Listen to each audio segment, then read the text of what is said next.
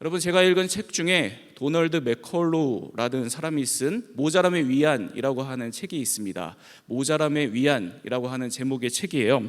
이 책을 보면 저자가 이 책의 제일 첫 시작을 이런 문장으로 시작을 해요. 어떤 문장이냐면 삶에는 한계가 있다라는 문장입니다.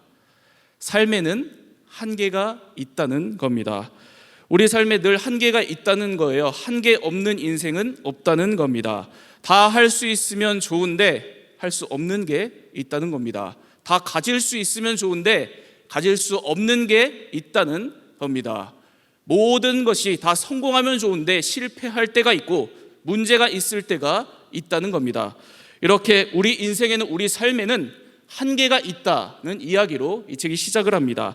저자가 시작부터 이렇게 삶에 한계가 있다고 이야기를 하고 나서, 그렇다면 우리의 삶에 어떤 한계들이 있는지 하나하나 이렇게 나열을 하기 시작을 해요.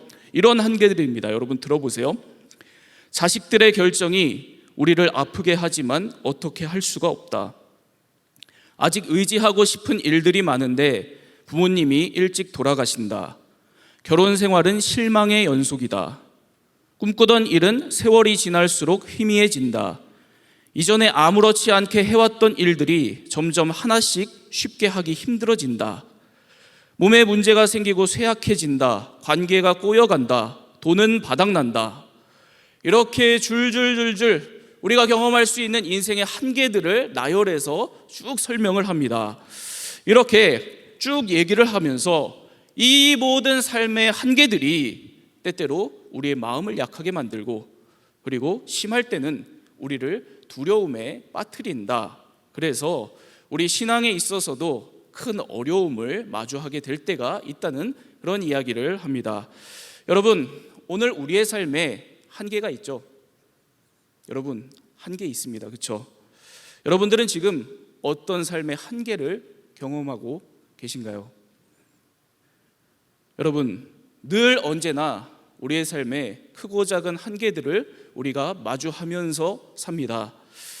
그럴 때 바로 이와 같은 우리 삶의 한계 때문에 마음의 어려움까지 생기는 일이 여러분들에게 없기를 바랍니다. 그리고 우리 삶의 한계 때문에 신앙에 문제가 생기는 일 없기를 바랍니다. 오히려 한계를 만날 때 그 한계 안에서 늘 하나님의 은혜를 경험하고 하나님과 함께하는 여러분들이 다 되기를 축복합니다. 여러분, 오늘 말씀은 바로 이와 같은 인생의 한계를 만난 그런 한 여인의 이야기를 담고 있거든요. 한 여인이 선지자 엘리사를 찾아옵니다. 찾아와서 어떻게 되냐면 부르짖어서 울면서 자신에게 닥친 인생의 문제, 너무도 큰 인생의 한계의 상황을 토로하는 거예요. 여러분, 어느 정도의 한계의 상황을 겪고 있는지 오늘 말씀을 다시 보도록 하겠습니다. 1절 말씀입니다. 우리 1절 말씀 함께 읽겠습니다. 시작. 선지자의 제자들의 아내 중에 한 여인이 엘리사에게 부르짖어 이르되 당신의 종 나의 남편이 이미 죽었는데 당신의 종이 여호와를 경외한 줄은 당신이 아시는 바니이다. 이제 빚준 사람이 와서 나의 두 아이를 데려가 그의 종을 삼고자 하나이다 하니. 여러분, 이 말씀 참 가슴 아픈 지금 이야기가 지금 성경에 기록되어 있는 겁니다. 그냥 보면 여러분, 성경에 참 가슴 아픈 이야기들이 많지만 이만큼 또 가슴 아픈 일이 또 없을 겁니다. 여러분, 이 여인이 지금 남편을 잃은 과부인데, 그런데 세상을 떠난 남편이 어떤 사람이었냐면 그냥 평범한 인생을 산 사람이 아니라 그토록 열심히도 하나님을 경외하면서 살았던 그런 선지자 엘리사의 제자였던 겁니다. 그런데 이렇게도 열심히 하나님을 섬기면서 살았던 이 남편이 계속해서 가난 속에서 고생하면서 살다가 안타깝게도 세상을 떠난 겁니다. 거기다가 설상가상으로 이 가난과 빚을 해결할 길이 없어서 빚쟁이들이 찾아와서 그렇다면 갚을 길이 없으면 네 자식 둘을 내놔라. 지금 이렇게 된 겁니다. 이 여인의 두 아들을 데려가서 종으로 삼고자 한 장면입니다. 여러분, 너무도 가슴 아픈 안타까운 상황이 지금 오늘 말씀에 펼쳐지고 있는 거예요. 여러분, 오늘 말씀은 바로 이와 같은 인생의 한계 가운데 있는 이 과부 여인을 살아계신 하나님께서 어떻게 끝까지 돌보시는지 그 내용을 기록하고 있습니다. 여러분, 그러니까 오늘 말씀을 집중해서 함께 보시기 바랍니다. 하나님께서 한계에 부딪힌 이 여인을 어떻게 끝까지 돌보시는지 주목해 보시기 바랍니다. 그리고 오늘도 이런저런 한계 가운데 살아가는 나를 하나님께서 어떻게 돌보시는지 그 음성을 오늘 들으시기를 바랍니다. 한계를 만난 여인에게 주신 하나님의 은혜 두 가지 중에 첫 번째입니다. 첫 번째는 차선의 은혜입니다. 차선의 은혜요. 오늘 말씀 2절부터 4절까지의 말씀을 함께 보도록 하겠습니다. 2절부터 4절까지의 말씀 우리 함께 읽겠습니다. 시작. 엘리사가 그에게 이르되 어떻게 하랴? 내 집에 무엇이 있는지 내게 말하라. 그가 이르되 계집종의 집에 기름 한 그릇 외에는 아무것도 없나이다 하니 이르되 너는 밖에 나가서 모든 이웃에게 그릇을 빌리라. 빈 그릇을 빌리되 조금 빌리지 말고 너는 내 두 아들과 함께 들어가서 문을 닫고 그 모든 그릇에 기름을 부어서 차는 대로 옮겨 놓으라 하니라. 여러분, 이 너무도 안타까운 상황, 당연히 선지자 하나님의 사람 이 엘리야가 너무 돕고 싶었겠죠. 그래서 이렇게 이야기를 합니다. 내가 너를 위해서 지금 무엇을 해줄까? 어떻게 할까? 너희 집에 지금 뭐가 있는지 얘기해봐라. 이렇게 말을 합니다. 바로 이런 엘리사의 말에 여인이 이렇게 대답을 합니다. 기름 한 그릇 외에는 아무것도 없나이다. 여러분 보세요. 이 여인이 지금 기름 한 그릇 외에는 아무것도 없습니다 이렇게 얘기를 할 때 이 여인이 강조해서 하고 싶은 말은 당연히 지금 나에게 아무것도 없다는 말이었겠죠. 내가 지금 아무것도 없다는 말일 겁니다. 아무것도 가진 게 없습니다. 아무것도 내가 할 수 있는 게 없습니다. 바로 이 말이었을 겁니다. 여러분, 그런데 이 여인의 이 말에 오늘 하나님의 사람 이 선지자 엘리사는 이 여인의 말을 듣자마자 다른 포인트에 집중합니다. 기름 한 그릇 외에는 바로 이 말입니다. 그래도 기름 한 그릇은 있다는 이 말이요. 이 단 하나의 가능성에 오늘 엘리사는 집중을 합니다. 그리고 이 기름을 부을 그릇을 최대한 많이 갖고 오라고 이야기를 해요. 이웃에게 빌려서라도 최대한 많이 갖고 오라고 이야기를 합니다. 그리고 놀랍게도 한 그릇에 불과했던 이 기름이 이웃에게까지 빌린 이 수많은 그릇에 차고 넘치게 되는 그런 풍성한 은혜가 이 자리에 임하게 됩니다. 여러분, 이 말씀 지금 무슨 상황이 벌어진 걸까요? 지금 무슨 상황이 벌어지고 있는 걸까요? 여러분, 지금 엘리사는 이 한계 상황 속에서 그래도 할 수 있는 차선의 일에 지금 집중한 겁니다. 지금 최선의 인생, 최선의 길은 막혀버렸는데 그래도 남아있는 기름 한 병을 가지고 할 수 있는 차선에 지금 집중하고 있는 겁니다. 그러니까 하나님께서 그렇게 선택한 이 차선의 길에도 넘치는 기름 부음의 은혜를 주셨다는 그런 이야기인 겁니다. 여러분, 제가 말씀을 묵상을 하다가 이 차선의 은혜를 잘 설명할 수 있는 게 뭘까 이 생각을 하다가 이 개념이 하나 생각이 났습니다. 옵션 B라고 하는 개념이에요. 이 옵션 B라는 개념은 이 옵션 B라고 하는 책에 나오는 개념이거든요. 저자가 우리의 인생을 이렇게 설명을 해요. 우리의 인생에는 옵션 A의 인생이 있고 옵션 B의 인생이 있다. 이렇게 두 갈래의 인생이 있다고 이야기를 합니다. 우리 인생 옵션 A 있고 옵션 B가 있다는 거예요. 옵션 A의 인생은 뭐냐면 우리가 늘 기대하고 꿈꾸는 대로의 삶, 계획대로의 삶, 최선의 삶을 그런 인생을 이야기를 하는 겁니다.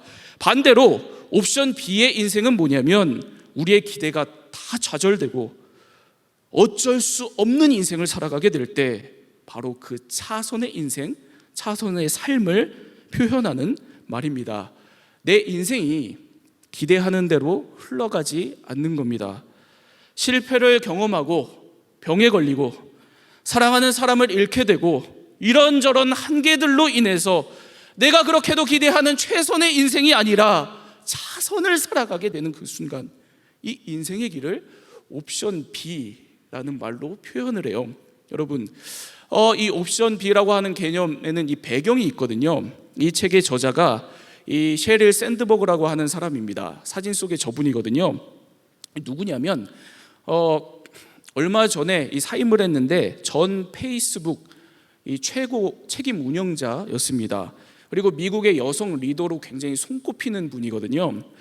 여러분, 이 간단한 저의 소개만 들어도 여러분들이 바로 이 파악이 되겠지만 이 사람 평생 옵션 A의 인생만 살았던 사람입니다.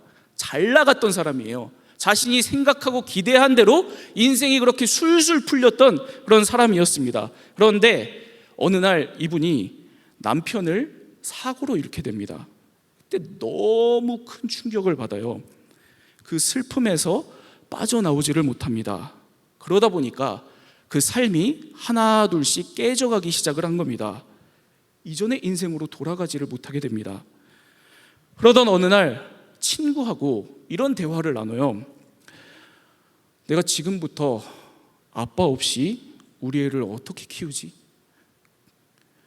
그 말을 듣고 있던 이 친구가 이 저자에게 이렇게 말을 해줍니다. 이제 옵션 A는 없지만 다 끝난 거 아니야. 네 인생에는 옵션 B가 있어.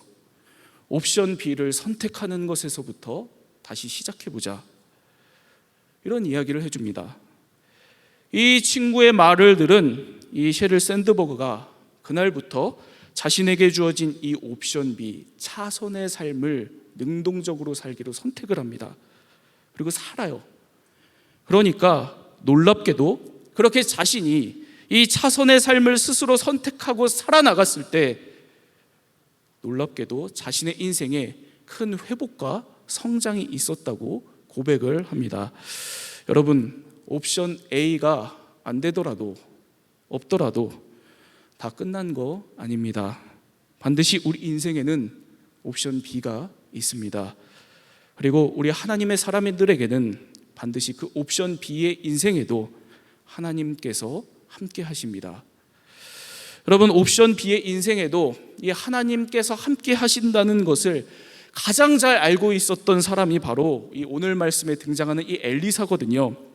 여러분, 하나님의 사람 이 엘리사는 작은 기름 한 병밖에 남지 않는 이 차선의 인생에도 반드시 하나님께서 함께 하신다는 것을 믿고 있었습니다. 너무 잘 알고 있었습니다. 오늘 이 사건 이전에 이미 그의 인생에서 이런 차선의 은혜를 먼저 경험을 했거든요. 여러분, 열왕기하 2장 11절 말씀입니다. 열왕기하 2장 11절 말씀 우리 함께 읽겠습니다. 시작. 길을 가며 말하더니 불수레와 불말들이 두 사람을 갈라놓고 엘리야가 회오리 바람으로 하늘로 올라가더라. 여러분, 이 말씀은 스승 엘리야가 승천하고 그 선지자 직임과 능력을 이 제자 엘리사가 물려받는 참 유명한 이 말씀 장면이거든요. 여러분, 그 다음 12절을 보도록 하겠습니다. 열왕기하 2장 12절입니다. 함께 읽겠습니다. 시작. 엘리사가 보고 소리 지르되 내 아버지여 내 아버지여 이스라엘의 병거와 그 마병이여 하더니 다시 보이지 아니하는지라. 이에 엘리사가 자기의 옷을 잡아 둘로 찢고, 스승 엘리야가 승천하는 이 순간에 엘리사가 소리를 지르면서 옷을 찢으면서 너무 지금 힘들어하고 있는 겁니다. 여러분, 왜 이렇게까지 힘들어하냐면 이 엘리사가 생각했었던 자신의 최선의 삶은 늘 스승 엘리야와 함께 있는 것이었거든요. 그 근거가 되는 몇 구절을 제가 읽어드리도록 하겠습니다. 열왕기하 2장 2절입니다. 이런 표현이 나와요. 엘리사가 말합니다. 내가 당신을 떠나지 아니하겠나이다 하는지라. 2장 4절입니다. 내가 당신을 떠나지 아니하겠나이다 하니라. 2장 6절입니다. 내가 당신을 떠나지 아니하겠나이다 하는지라. 엘리사가 몇 번이고도 반복해서 이제는 떠나야 된다는 이 스승 엘리야에게 나는 당신을 못 떠납니다. 안 됩니다. 이렇게 반복해서 이야기를 하는 겁니다. 왜냐하면 자신이 생각한 최선의 삶은, 옵션 A의 삶은 스승 엘리야와 함께하는 것이었거든요. 여러분, 그런데 결국 이 스승 엘리야가 떠나버립니다. 이 옵션 B, 차선의 상황에서 엘리사가 뭘 하는지를 보시기 바랍니다. 열왕기하 2장 14절입니다. 함께 읽겠습니다. 시작. 엘리야의 몸에서 떨어진 그의 겉옷을 가지고 물을 치며 이르되 엘리야의 하나님 여호와는 어디 계시니까 하고 그도 물을 치매 물이 이리저리 갈라지고 엘리사가 건너니라. 막막한 이 옵션 B의 상황, 차선의 인생에서 엘리사가 이제 살아계신 하나님 어디 계시냐고 지금 묻고 있는 겁니다. 그리고 자기 앞을 가로막고 있는 요단강을 건너기 위해서 물을 치니까 놀랍게도 그 즉시 물이 갈라지더라. 성경이 지금 이렇게 기록하고 있습니다. 하나님이 어디 계시냐고 물은 이 상황, 이 차선의 상황에, 그 현장에 하나님께서 거기에 확실히 계셨다고 성경이 기록하고 있는 겁니다. 엘리사의 이 차선의 인생, 막막하고 아무것도 없는 것만 같은 옵션 B의 이 상황에도 하나님께서 함께 계셔서 그 앞을 가로막고 있는 물을 가르셔서 엘리사의 그 앞길을 열어가 주신 겁니다. 그리고 오늘 이 엘리사를 통해서 똑같은 차선의 상황에 있었던 이 과부 여인에게도 하나님께서 은혜를 주셔서 그 인생 앞길을 열어가 주신 겁니다. 여러분, 내가 기대한 대로 삶이 진행이 되지 않을 때, 때때로 큰 어려움이 생기고 너무 마음 아픈 일이 생기고, 그래서 어쩔 수 없이 내가 기대한 옵션 A의 인생이 아니라 옵션 B의 인생을 살게 될 때, 그 작은 기름 한 병 같은 옵션 B의 내 인생에도 살아계신 하나님 반드시 함께 하십니다. 그 하나님을 바라보는 여러분들이 되시기를 바랍니다. 그 하나님 붙드는 여러분들이 다 되시기를 바랍니다.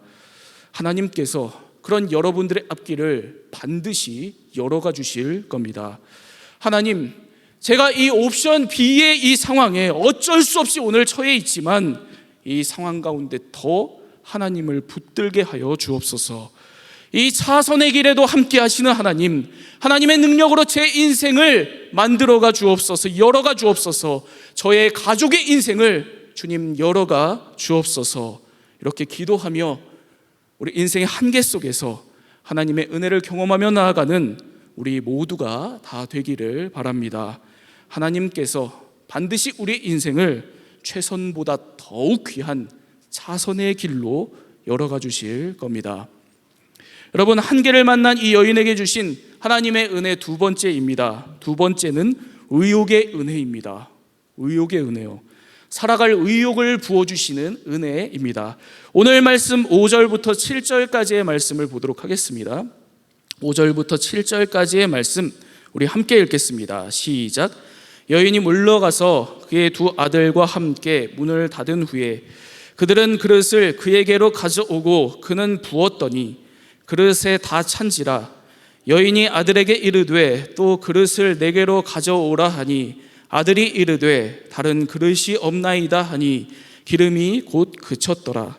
그 여인이 하나님의 사람에게 나아가서 말하니 그가 이르되 너는 가서 기름을 팔아 빚을 갚고 남은 것으로 너와 내 두 아들이 생활하라 하였더라. 여기 그릇을 빌려와서 기름을 부어 담으라는 이 엘리사의 명령을 들은 이 여인이 어떻게 하는지 다시 보시기 바랍니다. 5절 말씀입니다. 5절 말씀 제가 읽겠습니다. 여인이 물러가서 그의 두 아들과 함께 문을 닫은 후에 그들은 그릇을 그에게로 가져오고 그는 부었더니, 여러분, 이렇게 말씀이 기록하고 있습니다. 물러가서 그의 두 아들과 함께 문을 닫은 후에 두 아들이 이 여인에게 그릇을 가져오고 여인은 기름을 부었다. 정말 구체적으로 성경이 하나하나 이 여인과 그 두 아들의 동작을 기록을 하고 있는 겁니다. 여인이 지금 이 선지자 엘리사의 명령을 듣고 이렇게 열심히 지금 움직이고 있다는 것을 성경이 알려주고 있는 겁니다. 여러분, 심지어 6절을 보시기 바랍니다. 열왕기하 4장 6절 상반절을 제가 읽겠습니다.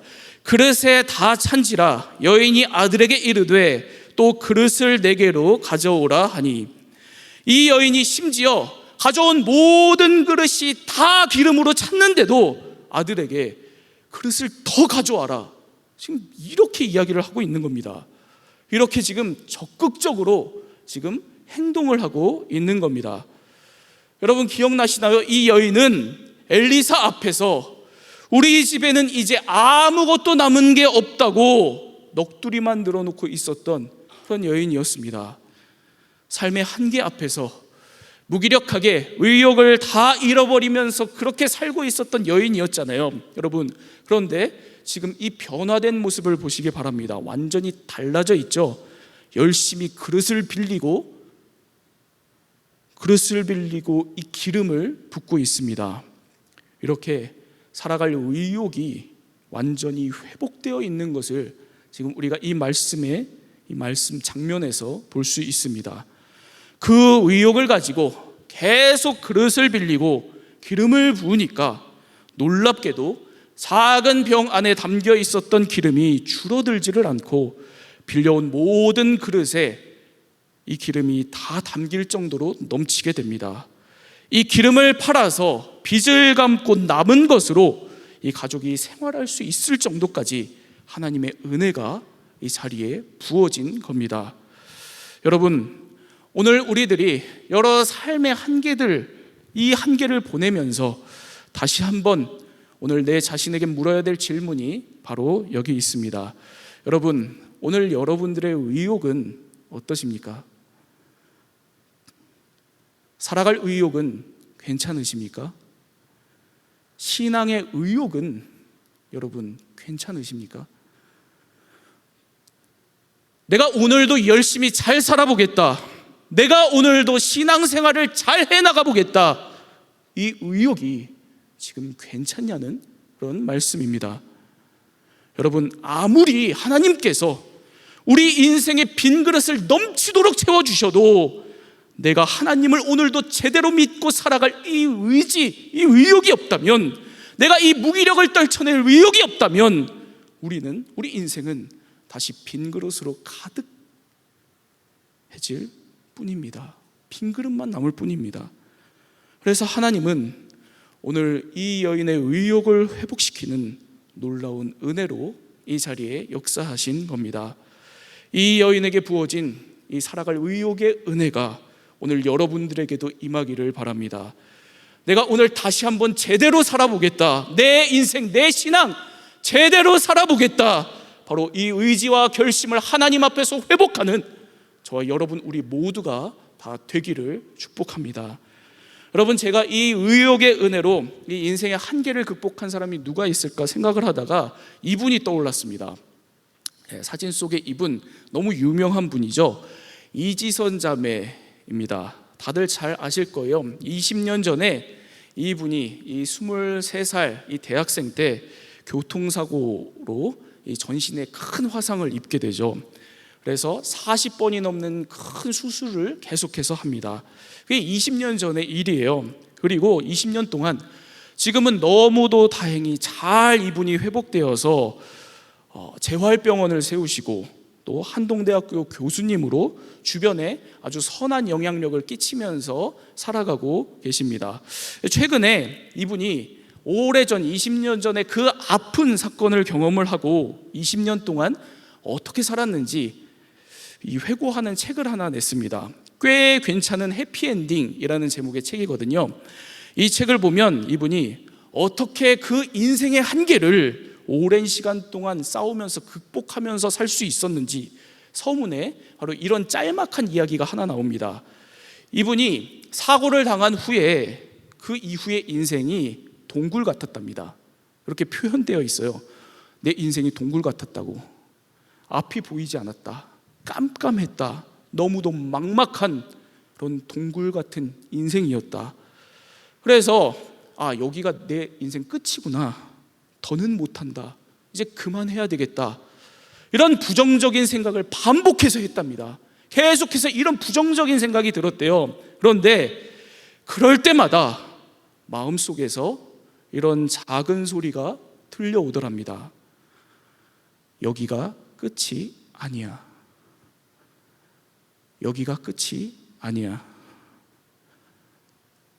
매번 그 소리를 듣고 함께 해주는 사람들과 한 발자국 한 발자국을 걸었답니다. 그러다 보니까 어느 순간 동굴 같던 자기 인생이 더 이상 동굴이 아니라 터널이 되더랍니다. 그리고 20년이 지난 지금 꽤 괜찮은 해피엔딩의 인생을 살아가고 있다고 기쁨으로 고백하는 그 글 내용이 책에 나옵니다. 하나님께서 그 어려운 시간, 동굴과 같이 사방이 다 막힌 것 같은 이 한계의 순간순간마다 그녀의 마음에 여기가 끝이 아니야, 여기가 끝이 아니야, 이 음성을 들려주시고 살아갈 의욕을 계속해서 불어넣어 주신 겁니다.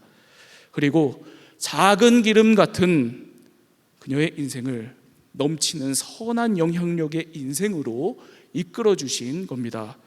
여러분, 여기가 끝이 아닙니다. 우리 인생 여기가 끝 아닙니다. 우리의 가정도 여기가 끝이 아닙니다. 하나님께서 반드시 우리 인생을 동굴이 아니라 터널로 바꾸실 겁니다. 그래서 꽤 괜찮은 해피엔딩, 아니 정말 좋은 해피엔딩으로 저와 여러분들의 인생을 이끌어 가실 겁니다. 그 하나님을 바라보는 여러분들이 되시기를 바랍니다. 그 하나님을 오늘도 붙드는 여러분들 다 되시기를 바랍니다. 이 은혜의 하나님께 기도하며 나아갈 때마다 하나님께서 저와 여러분 우리 모두에게 다시 한번 살아갈 의욕을 불어넣어 주실 것입니다. 오늘 내게 있는 이 모든 한계와 불안, 무기력한 이 빈 그릇 같은 인생 상황에도 하나님께서 다시 한번 은혜를 부어주실 겁니다. 이 하나님의 은혜가 저와 여러분 우리 모두에게 오늘 가득 부어지기를 축복합니다. 살아계신 하나님 아버지, 이 저녁에도 주님 앞에 나와 간절하게 부르짖고 예배를 드리는 거룩한 주의 백성들을 주님의 사랑의 품으로 꼭 안아주시고 저희들에게 하나님 참으로 차선의 은혜와 의욕의 은혜를 허락하여 주심으로 말미암아 새로운 삶의 길을 활짝활짝 열어 주시옵소서. 인생의 한계선상에서 어찌할 바를 알지 못해서 낭망하고 좌절하고 슬퍼하고 하나님 통곡하고 있는 지체들이 있습니까? 저들을 주님께서 굽어 살펴 주시옵소서. 작은 신음에도 응답해 주시겠다고 약속해 주셨습니다. 하나님에게는 하나님 불가능한 것이 없습니다. 우리의 차선을 통해서, 아니 최악을 통해서도 하나님의 최선을 만들어 가시는 하나님이신 줄로 믿습니다.